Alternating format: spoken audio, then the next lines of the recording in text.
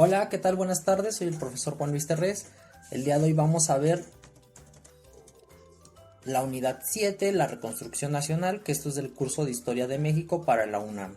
Bien, pero antes vamos a hablar de un tema que es de la unidad 6.4, que se llama el caudillismo. El caudillismo es el sistema de caudillaje o el gobierno de un caudillo. La noción del caudillo hace mención a las personas que dirige alguna comunidad o cuerpo y que actúa como líder. Bien, sus líderes eran personas carismáticas. ¿Qué queremos decir con carismáticos? Ellos contaban con la dominación carismática y esto les daba poder de líderes para dominar a las masas populares. Bien, ¿de dónde sacamos la dominación carismática? Hay un personaje, un sociólogo que se llama Emil Durkheim. No viene en su examen de la UNAM, pero vamos a utilizarlo para que nos ayude a reflexionar esto. Este Emil Durkheim habla de 3 tipos de dominación, pero en la particular en la que nos vamos a centrar es en la de los líderes carismáticos. Él habla que son personas que a lo mejor fueron, la gente los reconoce como héroes, tienen habilidades, son muy bellos, a lo mejor son muy atractivos, tienen la facilidad de la palabra, y es por eso que se prestan para que la gente los vea como un líder y también ellos ejerzan la dominación carismática sobre las personas. Bien, lo vemos de esta manera, los caudillos entonces ejercían la dominación sobre las masas populares de ese entonces de México.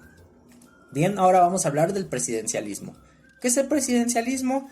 La promoción de candidatos a través de partidos políticos, votaciones directas para la elección del ejecutivo y establecimiento de la división de poderes. ¿Cuáles son la división de poderes? Vamos a acordarnos, se divide en 3 rubros. ¿Cuáles son nuestros 3 rubros? El ejecutivo, legislativo y judicial. ¿De qué dónde sacamos esto? De la Revolución Francesa, de este personaje que se llama Montesquieu. Bien, ahora sí vamos a hablar de la unidad 7, la reconstrucción nacional, que va de 1920 a 1940. Vamos a hablar con nuestro primer personaje, que es Álvaro Obregón, que va de 1920 a 1924, su periodo presidencial. Acuérdense de esto.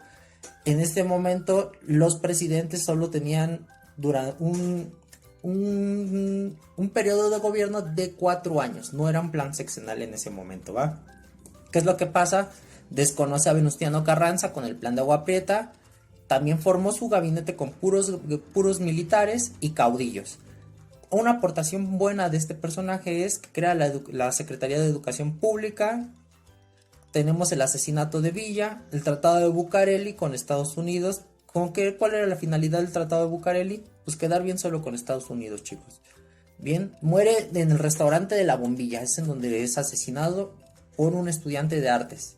Bien, ahora vamos a hablar de Plutarco Elías Calles. ¿Qué es lo que pasa? Plutarco Elías Calles, después de la muerte de Álvaro Obregón, él ya había tenido participación en la política mexicana, él ya había hecho mancuernita con este Álvaro Obregón. ¿Qué es lo que pasa? A la muerte de Álvaro Obregón, él ya puede acceder al poder. Bien, ¿cuáles son las aportaciones buenas de este personaje? Creó el Banco de México el 1 de septiembre de 1925. Estableció que todos los mexicanos podían adquirir tierras y aguas en cualquier parte del país. Muy bueno, esto como que podría ir referente al artículo 27. Creó el impuesto sobre la renta, el ISR, que es el que nos descuentan a todos cuando percibimos un salario. La fundación del PNR. ¿Cuál era el PNR? El Partido Nacional Revolucionario, siendo él como el secretario, el 4 de marzo de 1929, que es lo que conocemos hoy como el PRI. También durante su periodo es cuando estalla la Guerra Cristera. Bien. Después vamos a hablar de este personaje ¿qué es lo que pasa de este personaje? Ya iba a hablar de este Abelardo Rodríguez, de este Emilio Portes Gil, pero ojo, hay que hablar de algo. Antes de que se termina el periodo presidencial de Plutarco Elías Calles, que va de 1924 a 1928, durante estos 4 años, ¿qué es lo que pasa? Él decide hacerse del poder, quedarse con el poder durante un buen tiempo. ¿Qué es lo que pasa?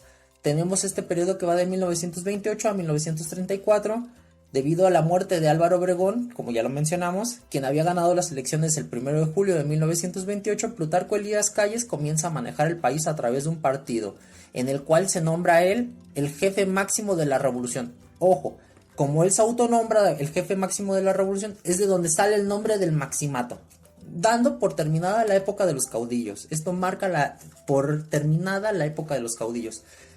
¿Por qué se caracteriza el maximato? En este periodo se caracterizó por la influencia de Plutarco Elías Calles, quien manipulaba a su antojo a los presidentes escogidos e impuestos por él. Bien, ahora sí vamos a hablar de estos presidentes. Bien, vamos a hablar de Emilio Portes Gil, que va de 1928 a 1930, su periodo presidencial. ¿Qué es lo que pasa? ¿Cuáles son las aportaciones buenas de este personaje? Otorgó la autonomía a la UNAM, máxima casa de estudios, ¿va? ¿Qué es lo que tenemos también? El fin de la guerra cristera. Bien, vamos a hablar de Abelardo Rodríguez, que va de 1932 a 1934, su periodo presidencial. Inició las operaciones de la Nacional Financiera y del Banco Nacional Hipotecario y estableció el salario mínimo. Bien, este personaje, antes de que se llegara Lázaro Cárdenas del Río a tomar su periodo presidencial, este personaje reforma la Constitución para que el presidente tuviera derecho a quedarse 6 años en el poder. Bien, Plutarco Elías Calles decide habla con Lázaro Cárdenas y le dice: tú vas a ser el próximo presidente y todo, bla bla bla, pacta todo esto para ponerlo en el poder. Pero Lázaro Cárdenas del Río le dice: sí, claro, sí. Llega al poder Lázaro Cárdenas del Río. ¿Qué es lo que pasa? Lo expulsa del país y este personaje Plutarco Elías Calles se va exiliado a Estados Unidos a vivir su vida. ¿De qué periodo a qué periodo estamos hablando? Que va de 1934 a 1940, el periodo presidencial de Lázaro Cárdenas. Ojo, aquí ya nos damos cuenta que ya es el plan sexenal.